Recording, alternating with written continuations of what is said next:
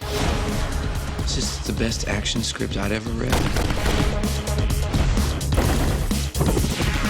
This is not your typical action movie. You're on an emotional ride with people. You're on a physical ride. You are pumped for them. This thing is gonna fly.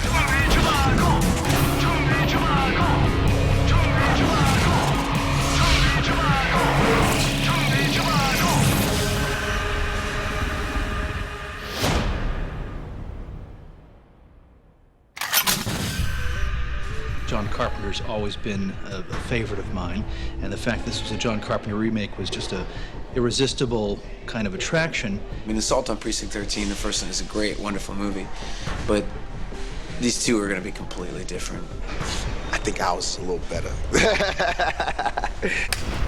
The idea of making an American film with a French director was a great recipe for what I thought could be a very good film. So I think it's the same spirit, same energy. Wake up, Assault on Precinct 13.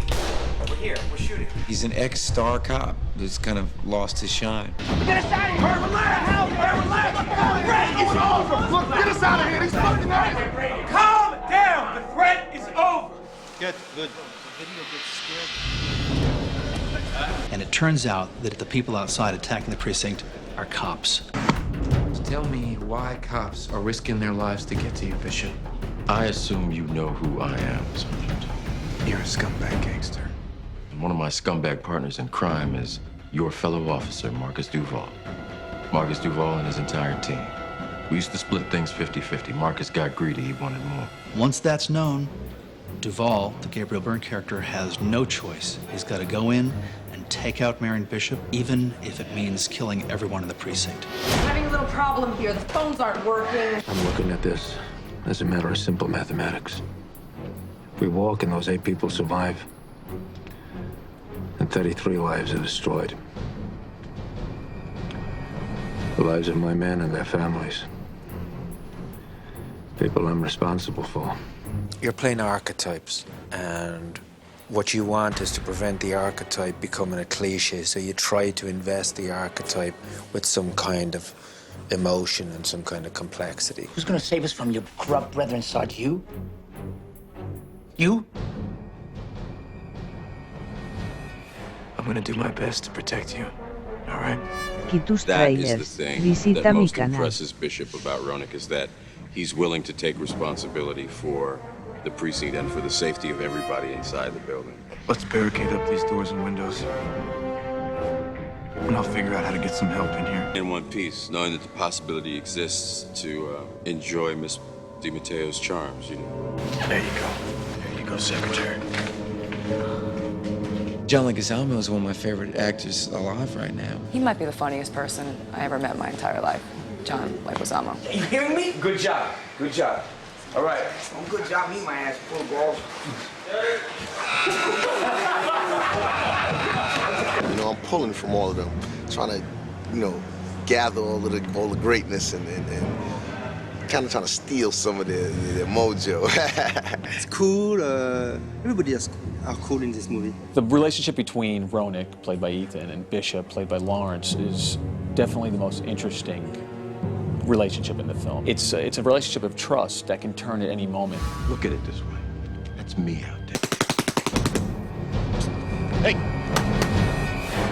The outside action takes place in the snowstorms, difficult locations, all those things add to the difficulty of making a picture like this. Well, one of the things that's really beautiful about Jean-François is that I've seen this before with people who are really good, is he's not afraid of other people's ideas. He's looking to me to sort of make sure the dialogue's right on and work with the actors. I've been working very closely with the actors, Ethan and Fishburne. It's been the best experience I've ever had making a film. Yeah, I think it's important to have an American writer for this movie because the atmosphere and the spirit is an American movie. I trust Jean-François, and Jean-François trusts me to do my job. This is not being shot in the old-fashioned way where you have a master shot and some coverage. I mean, he's moving the camera. We really have achieved a kind of a visceral feeling. There's a lot of handheld work in the film, a lot of Steadicam, a lot of beautiful cinematography. A lot of explosions. A lot of great acting. It's a big surprise for people because they're expecting like a normal action film, and then they get a lot of character. God, there's so many push and pulls in this film. The characters are so beautifully drawn that we don't always know one way or another how things are going to go. And we tried to infuse this with something people can relate to. It's a great movie. I want it to be a lot of fun. That's what I want.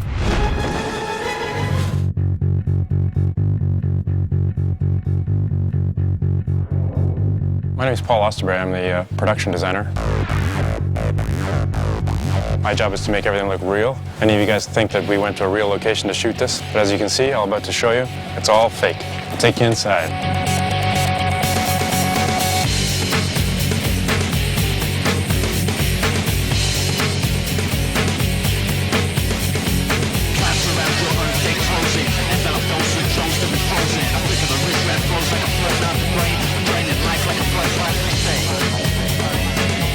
Tráiler. Visita mi canal.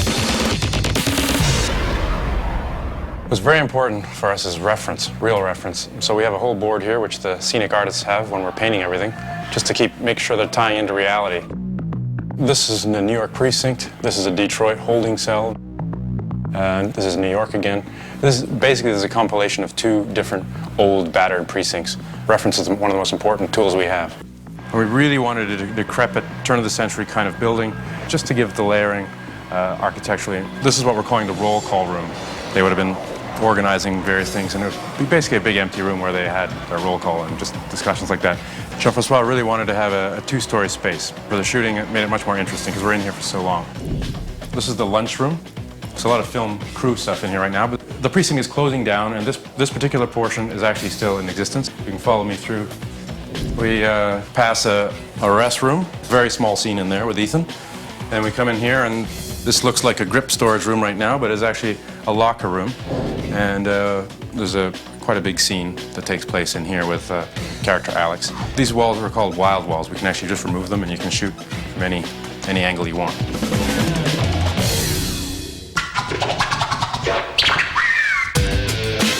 This area here, we're still within the original building. We're calling this the mezzanine, and this whole area they're calling the bullpen. A fair bit of the scene takes place in here, and then the very front, which the main assault comes at, is out here. When we leave this point with all the coffered ceilings and everything, the tin ceilings, we actually enter. This is more of the 30s sort of deco period. The original entrance was actually at that end of the building. We had to build a whole addition onto this end, A, to make the building a little bigger, and B, to take the focus to that end of the building, just so we could have the right setting. Do you want to poke upstairs? Our second story really only is this office and this neighboring office right beside us. This is Ethan Hawke, or Sergeant Jake Roenick's office. Outside these windows, we had to build a big backdrop and mimic the building beside us on location. This whole end wall is actually going to be removed for a visual effects shot. Here behind this place is it's all poured-in-place concrete. It's old, from turn of the century. There'll be boards with the concrete oozing through, and these pipes are actually just plastic pipes here. All the little dripping bits here. It looks very wet. This is actually very dry. This opening here, for instance, this pops out, and a solid one goes in. You could walk down this hallway twice, and it would appear like a different part of the tunnel. And it's not full of water now, but this was full of half an inch of water here for sheen. They're trapped, so they wanted to have it everywhere they feel they're trapped until they pop out of this hole here. Then we're into the open and into the finale. And I'm going to leave you guys here, and I'm going off to the prison cell.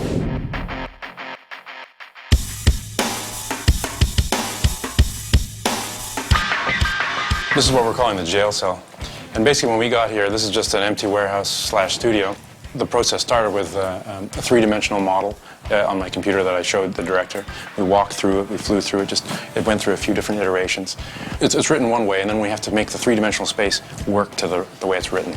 And that can be kind of tricky because it doesn't always flow the way you think it should. We went through various iterations, and this is what we ended up with. And, things like, this here is actually not plastic brick, it's plaster brick. And, the scenics, we can flake off bits just like you would in a real building. There's an area over here where this was where people would get fingerprinted over there. And you can see the fingerprint ink all over the walls. The art department basically deals with everything you see. So things like this was all based on research. This one actually was based on a book I saw in the New York precinct. We fabricate most things because you can't usually just find everything. These are real steel because it was actually easier to make it out of steel. These are proper jail cell locks, it really clangs. Real lights, but everything else is very, very much a fabrication. Plastic pipes, plastic radiators. These are actually plastic glass blocks, not glass. They're gonna blow this out, and then a stuntman climbs in and gets shot, and then another guy comes in and Jake, our hero, blasts him out of here. So we have to allow for enough room for the guys to fit in here, and also we want them to drop down, we want to be able to fly out. We have to make allowances for these kind of things. As we keep going here, we go into the evidence room. And then in the evidence room, this is another place where we break outside. And again, this is a point where we built the same set outside. So as you go out here, we have the exterior here, and we saw that on location as well. When we get to this point, we've done 10 weeks of prep, 4 weeks of design, 8 weeks of building, and then about 10 weeks of shooting. And when all's said and done, you shouldn't be able to tell what's fake and what's real. And then I've done my job. Now, if you guys don't mind, I gotta get to work.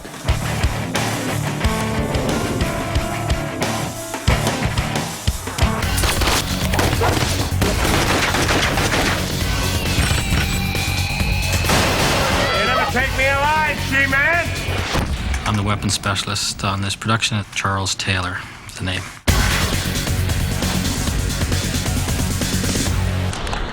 Delta One in position. When Jean-François and I first met, his vision of this picture was he wanted all the commandos. He wanted the audience, when they see them for the first time, to say, we're not sure who these guys are. They have the best equipment, they have the best tactical gear, and he was very, very particular on the look that he wanted for this picture. He wanted these guys to be a little over the top from regular SWAT guys. Locked and loaded.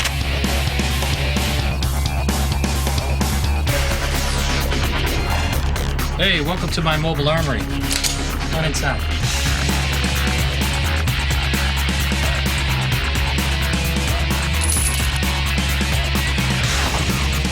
This is the nerve center of the gun truck where we keep all the weapons for Assault on Precinct 13. And as you see, we have some of the weapons hanging up on the walls. This is where we keep everything, all the guns and ammunition. This is where it all happens. I have a visual. We sort of kept the tactical guys down to 2 basic machine guns. But as far as the actors go, we wanted specific weapons for them to be using in the picture. Like Aisha got to use the Tommy gun. The 28 Thompson, 50 rounds, 45 caliber, awesome muzzle flash. This is affectionately known as Bruce. Lawrence and Ethan each have their own pistols that we incorporated, plus the machine guns from the commandos. Air Ordnance P13 Limited. It's a high-capacity 45 pistol and stainless. Really stands out. Goes very good with his character.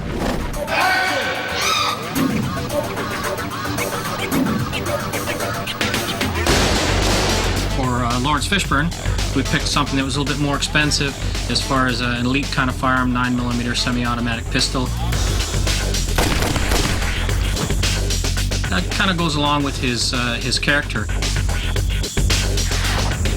And the gentleman that he happens to off in the church, Ray, ends up with a Para-Ordnance Para-Carry 45 LDA, little compact carry gun.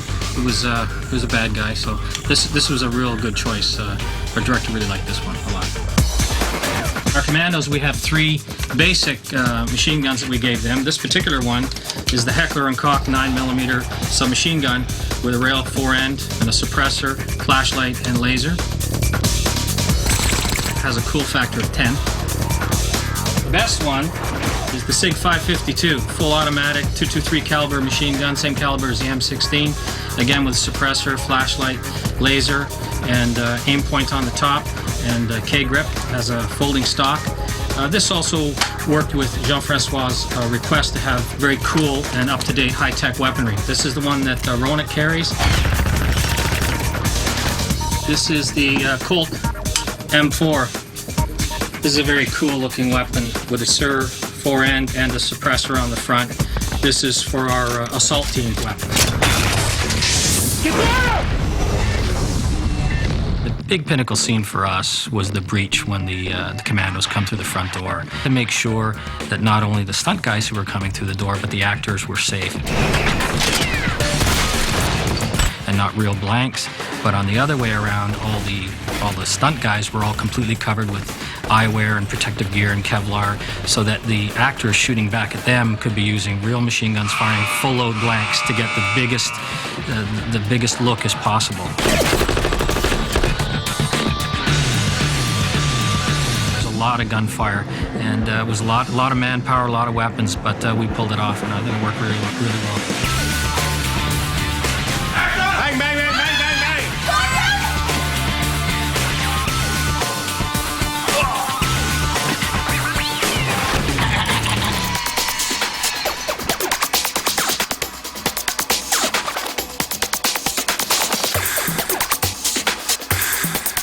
My name is Steve Lisescu. I'm the stunt coordinator on Assault on Precinct 13.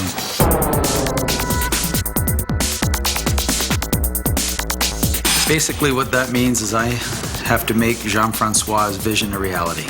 To not do the typical movie gunshots where people fly 30 feet through the air when everyone knows that a bullet won't make somebody do that.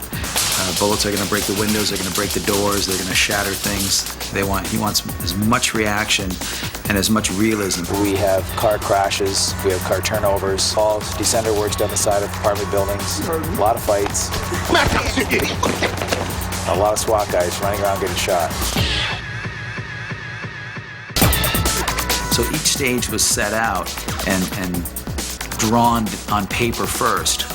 And then we worked each one logically through what could happen and what should happen in each individual case and each stage of the assault. One of the sequences that took a lot of preparation was the Molotov cocktail sequence, where Lawrence concocts a mixture of readily available fluids that he finds in this police station. And one of the biggest obstacles we had to overcome with that was the danger of Lawrence, whose face was going to be exposed if he broke that bottle, that would break and there would be an explosion of fluid, and yet he would still be safe. One of the reasons why I chose to do the actual fire burn sequence myself was because, as a stunt coordinator, I always try to put myself in the best possible position during the filming of a scene. I wanted to be able to adapt in a split second because I knew all the details of the scene, both inside the precinct and outside the precinct, so I wanted to tie all the elements together.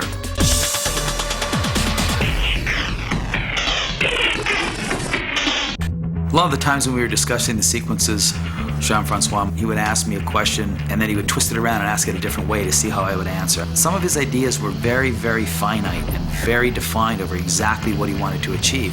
And then he left whatever that was up to me. I gave him those answers. And then we would build on each one of those.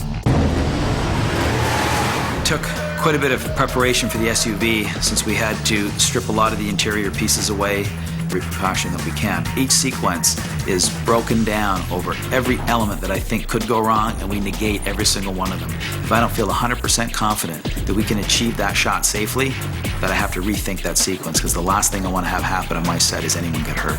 The actors responded really, really well. We've taken a lot of time training everybody from Ethan and his police fighting abilities, and Lawrence using his past movie experiences and his past fight sequences, taking Maria and working through her and showing her the safety of some of the guns, Drea and all of her running and moving around with a miniskirt on and no ability to hide pads. John's weapons training brought his own personality into each scene. I mean, all the actors all had their own individuality that we custom designed for each one of their sequences.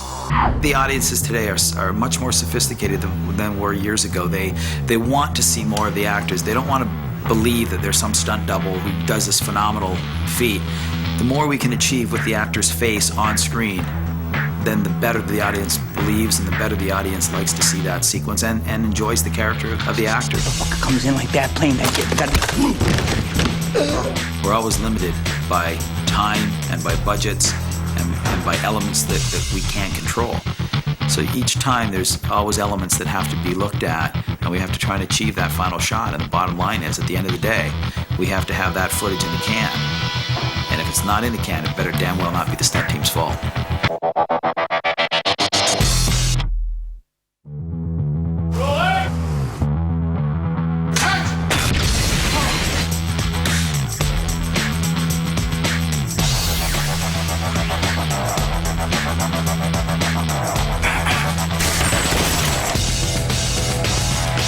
You sure you vouch for this man? Jean-François is literally a man of the streets, and a lot of people in Hollywood pretend to that throne. He is the real deal. He's very well known in France. Tell me about your hip-hop label. Producer as well as director, make beats, everything. Very, very talented man. I grew up in the housing project in France. My background helped me to understand the violence for this movie, for example. The five of us can't hold them back. They're gonna take out each and every one of us. James's script took what is the typical genre film convention and turned it inside out. I thought that we could do something completely different, more plot-driven, character-driven. This film took the characters and made them the most important thing within the genre, as opposed to the plot. The most important is character. If you have good characters, good story, and good actors, it's a good movie. So it's about that time, huh? Looks that way, don't it? Jean-François' ability to communicate with the actors and with everybody in the crew has been a marvelous experience. He's got about half French and half English. This shot establishes where is the sniper. I was concerned about the language barrier. Jean-François, English is his second language. I don't speak French. Quand il rentre, il y a déjà eu le cri, donc les gens ils doivent déjà regarder dans cette direction-là. People show you looking in that direction because they already heard the scream when they enter. Emotion, so it's not difficult. You don't need a lot of words to understand each other. And he's taken the handicap of language and turned it into an advantage. He's very embarrassed to say it in English, but I'll say it for him. There's a lot of love. It's a one-way street, though.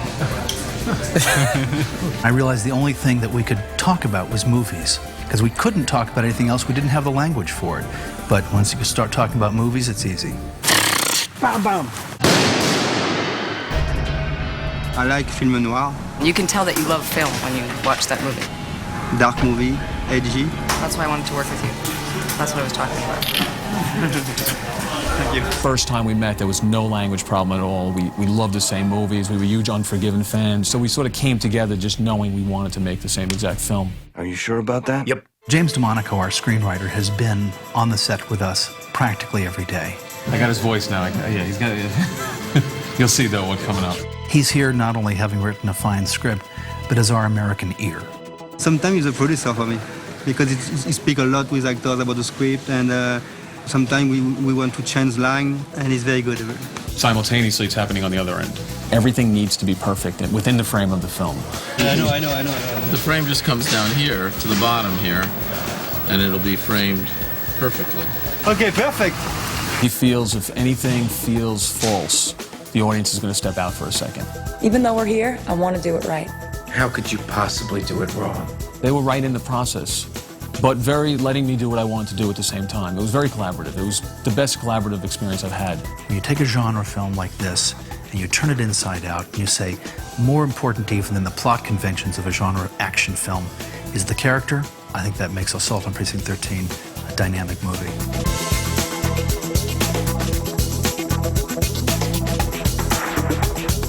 It's a cool shot. Yeah, cool. It's cool, yeah.